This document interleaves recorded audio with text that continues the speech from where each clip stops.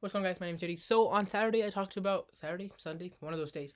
I talked about the super teams in the NBA, talking about Durant and who's the other guy? Yeah, Durant, Harden, Kyrie, all these dudes making super teams, and how LeBron now has him, Andre Drummond, and Anthony Davis. I never actually talked about the Andre Drummond signing, right?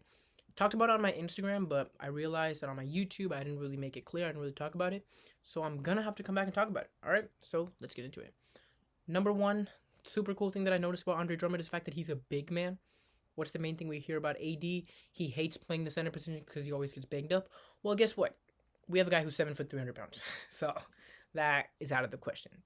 Number two, we have a guy who can really help because we already know we need superstars, especially in this league these days. We definitely need another guy who can really grab boards, really pound the paint. And we needed a superstar who wasn't going to take the ball away from LeBron James, right? Because LeBron James needs the ball in his hand. And who also wasn't going to take away from Anthony Davis when he wants to go to work. So, what I mean by that is, of course, you guys might be thinking they're both big guys. Well, yes. But the thing is, if Anthony Davis were to go down into the paint, Andre Drummond could easily just help him out, and Andre Drummond could, of course, leave, and then you could take the big guy out with him. Now you got Anthony Davis on a power forward who, in this day and age, the power forwards are looking really scrawny, and they're just, as Colin Coward likes to say it, they're the skinny jeans guys, right? So I heard it on there, it was awesome. I really, really, really loved it. So all the skinny jeans guys, they're not gonna stand a chance against Anthony Davis and Andre Drummond.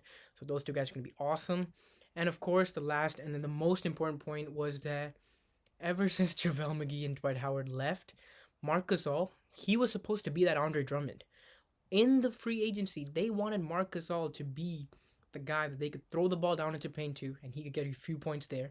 And then when they wanted to get a three, they could just space out, spread the floor, send five receivers out, or five shooters out, and just start pounding the ball like you're the Warriors or the 2018 Rockets, right?